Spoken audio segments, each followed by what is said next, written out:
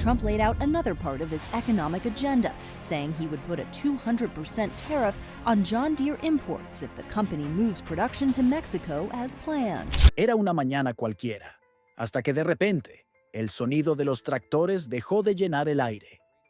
Las máquinas, usualmente ruidosas y poderosas, permanecían inmóviles, alineadas como soldados heridos en el campo. En el horizonte, el sol mexicano iluminaba la escena, pero algo estaba claramente fuera de lugar. Los agricultores que deberían haber estado trabajando ahora estaban estacionados, esperando sin saber exactamente qué sucedía.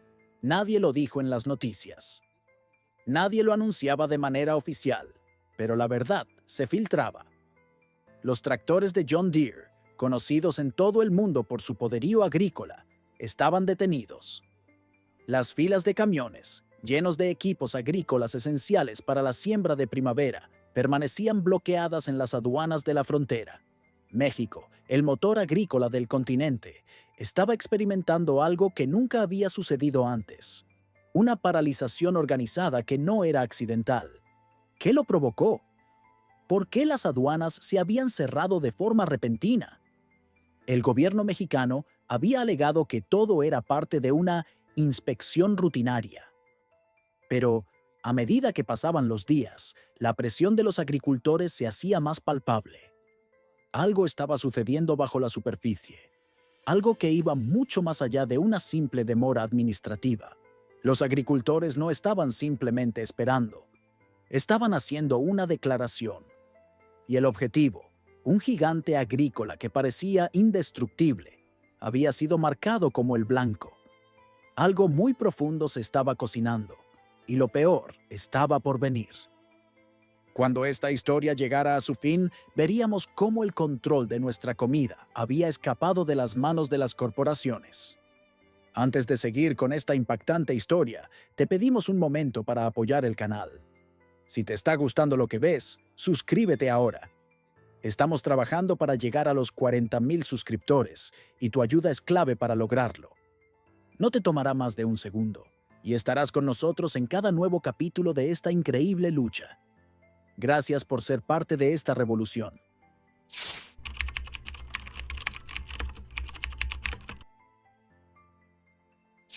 A medida que las horas pasaban, la incertidumbre se transformaba en desesperación. Los agricultores que habían pasado décadas confiando en las máquinas de John Deere comenzaron a comprender que la paralización no era una coincidencia. Los problemas no surgían solo por retrasos burocráticos, sino por algo mucho más profundo, algo que llevaba años gestándose. Durante más de una década, los agricultores habían expresado su frustración con las prácticas de John Deere. Las máquinas se volvían cada vez más dependientes de un sistema cerrado que limitaba el acceso a reparaciones y piezas. Las actualizaciones de software, esenciales para mantener los equipos en funcionamiento, solo podían ser realizadas por centros de servicio autorizados, lo que significaba costos adicionales para los productores. En algunos casos, incluso los propios agricultores no podían reparar sus propios tractores, ni modificar sus máquinas sin temor a perder garantías y enfrentar represalias legales. Este sistema de control se convirtió en una prisión silenciosa, un sistema diseñado para mantener a los agricultores dependientes de la empresa y obligarlos a gastar sumas significativas en reparaciones. Los agricultores ya no poseían sus propias máquinas, sino que se sentían como prisioneros dentro de una máquina que ellos mismos no podían controlar. Eduardo Herrera, un agricultor en el norte de México, había sufrido una y otra vez por este mismo motivo. Su tractor, que se detuvo inesperadamente en medio de la cosecha, no podía ser reparado sin que tuviera que esperar días para que un técnico llegara, dejándolo con pérdidas millonarias. Y lo peor, cuando llamó al concesionario para obtener ayuda, la respuesta fue clara. El sistema estaba bloqueado y su único recurso era esperar o pagar el costo de un servicio técnico, lo que él sabía que afectaría gravemente su producción. Era el colmo, un sistema que lo mantenía cautivo. Y Eduardo no era el único. Millones de agricultores alrededor del mundo vivían esta misma realidad. Este bloqueo en la frontera no fue más que el estallido de una frustración acumulada. Los agricultores, finalmente, se dieron cuenta de que lo que estaba en juego era mucho más que una simple disputa. Era una lucha por recuperar el control sobre sus propias tierras y medios de producción.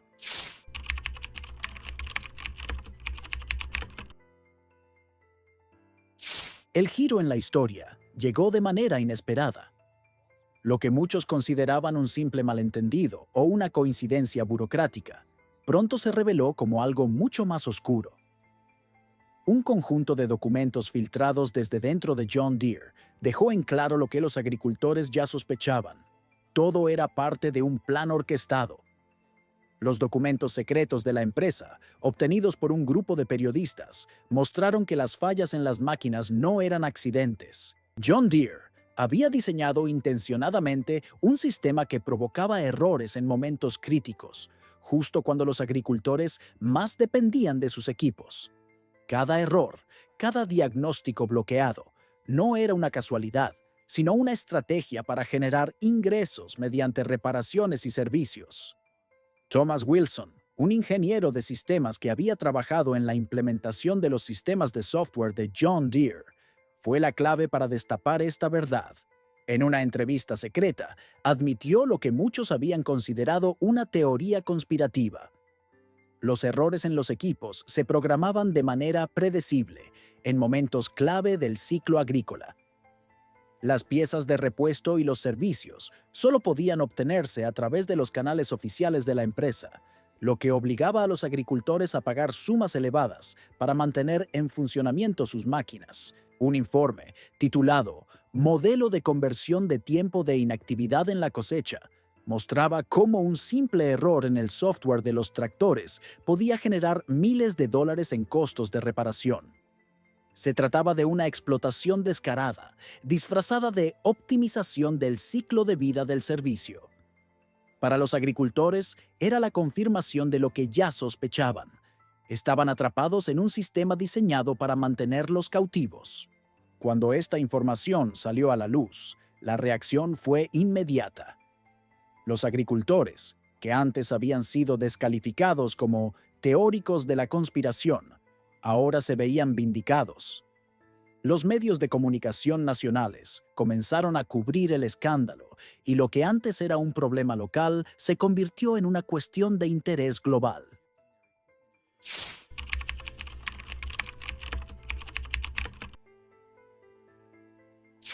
Con la verdad expuesta, los agricultores ya no podían quedarse de brazos cruzados.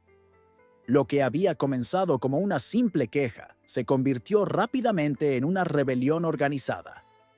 En silencio, pero con determinación, miles de agricultores comenzaron a tomar medidas drásticas para recuperar lo que sentían que les pertenecía: el control de sus propias tierras y las herramientas para trabajarlas. En un rincón apartado de la red, en grupos cerrados y protegidos por criptografía, los agricultores comenzaron a compartir información. Hacks, modificaciones de software y métodos para desbloquear los sistemas de John Deere comenzaron a circular como un contrabando digital. Estos agricultores, muchos de ellos veteranos del campo, se convirtieron en expertos autodidactas en la modificación de software, simplemente para poder seguir trabajando. Al principio, fue un pequeño grupo de agricultores en México, ansiosos por liberar sus máquinas de las cadenas digitales impuestas por John Deere.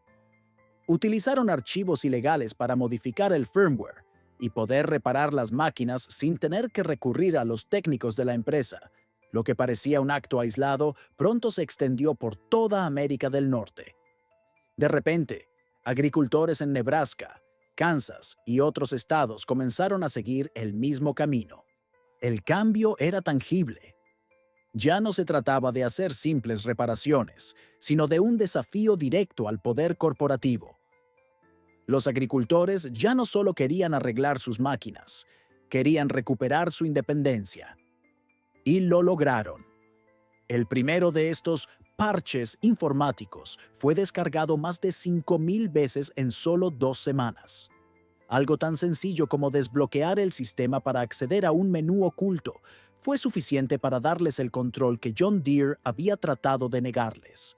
Este acto de rebelión no fue violento, pero sí absoluto. Los agricultores no solo estaban hackeando el sistema, estaban desmantelando una red de control corporativo que había gobernado la agricultura durante décadas. Lo que empezó como una serie de pequeñas intervenciones se estaba convirtiendo en un movimiento masivo, impulsado por el deseo de libertad, justicia y autodeterminación.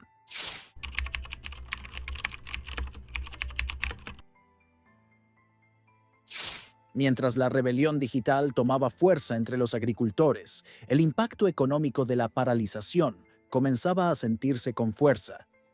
Lo que parecía un simple conflicto de intereses entre productores y una corporación, rápidamente escaló a una crisis que afectó a la cadena de suministro global. Los precios de productos agrícolas clave comenzaron a dispararse. Tomates, lechugas, aguacates y cebollas, productos esenciales de la temporada de primavera, se vieron atrapados en un cuello de botella. Las tiendas de comestibles comenzaron a colocar carteles que decían «agotado por problemas de suministro», pero en realidad, detrás de esos mensajes había una catástrofe más profunda. Los agricultores mexicanos, especialmente en Jalisco y Sonora, no podían sembrar ni cosechar debido a la falta de equipos funcionales. Cerca de 2 millones de acres de cultivos quedaron sin plantar o se perdieron antes de la cosecha. En los Estados Unidos, la escasez de productos alimenticios comenzó a preocupar a los consumidores. Los aguacates, que solían costar $1.50, llegaron a duplicar su precio en algunas regiones. En fábricas de salsa y otros productos procesados, los trabajadores se vieron obligados a detener la producción debido a la falta de ingredientes frescos. Las consecuencias fueron más allá de las estanterías vacías en los supermercados. Se estaba modificando el comportamiento de los consumidores y el sistema alimentario en su conjunto. Los agricultores comenzaron a sentirse atrapados entre la empresa que los controlaba y un mercado que los presionaba por precios más bajos.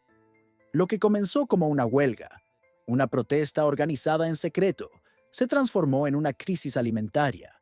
Cada día que pasaba, la escasez se agravaba.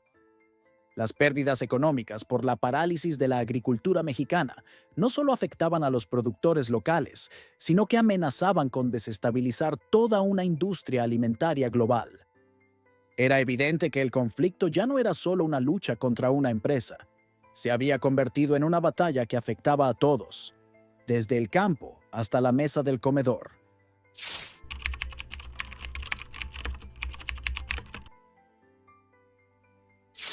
A medida que la crisis agrícola se intensificaba, la presión comenzó a llegar a los pasillos del poder en Washington. Los agricultores, que hasta ese momento habían sido ignorados, ahora estaban desbordando las oficinas de sus representantes, exigiendo respuestas. Los votantes de las áreas rurales, históricamente leales a los intereses corporativos, comenzaron a alzar la voz, preocupados por la creciente concentración de poder en manos de gigantes como John Deere. La situación ya no podía ser ignorada. El gobierno de Estados Unidos se vio arrastrado a un conflicto que no había anticipado.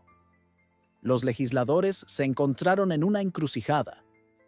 Por un lado, estaban los intereses de las grandes corporaciones agrícolas, que habían sido aliados tradicionales. Por otro, estaba un pueblo rural que, harto de ser ignorado, exigía un cambio. El enfrentamiento entre los agricultores y la industria se convirtió en un tema candente en el Congreso. Los discursos de apoyo a la legislación sobre el derecho a reparar comenzaron a multiplicarse en los pasillos del Capitolio. Por primera vez, una ley que permitiría a los agricultores reparar sus propios equipos sin el temor de perder garantías o enfrentar represalias de las corporaciones estaba ganando terreno. En los distritos rurales, los votantes comenzaban a demandar que sus representantes se posicionaran claramente a favor de esta ley. Los que tradicionalmente habían sido aliados de las grandes empresas, ahora se veían obligados a hacer frente a una nueva realidad política. Los agricultores ya no solo eran una voz disonante, se habían convertido en una fuerza política formidable. Los temas del derecho a reparar y la soberanía tecnológica, que alguna vez parecieron lejanos, estaban ahora en el centro del debate político estadounidense, y los políticos, temerosos de perder el apoyo de sus electores, empezaron a tomar partido. Las audiencias en el Congreso comenzaron a agendarse con rapidez. Los ejecutivos de John Deere y los ingenieros de la empresa fueron citados para testificar sobre sus prácticas, mientras los agricultores, organizados y decididos, llenaban las salas con pancartas que pedían justicia.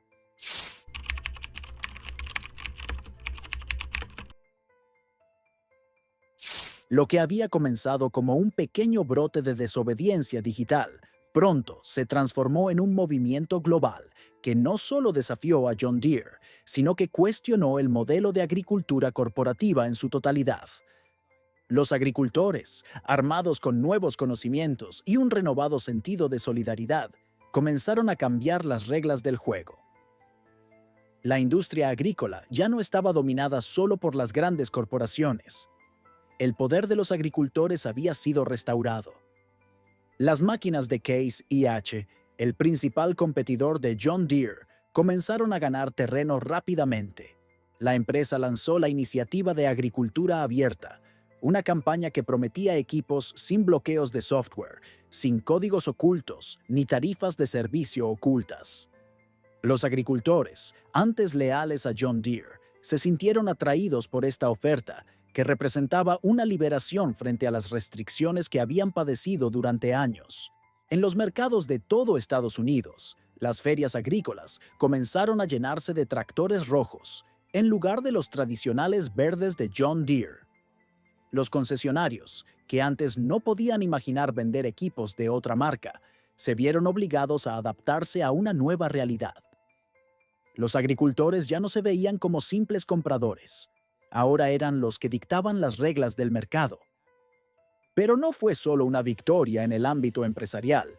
Los gobiernos de otros países comenzaron a ver la lucha de los agricultores como un modelo de resistencia contra el control corporativo.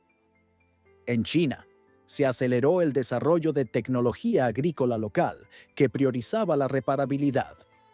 En África, varios países se unieron para crear una coalición que financiaría equipos agrícolas de código abierto, diseñados para ser reparados y modificados sin restricciones.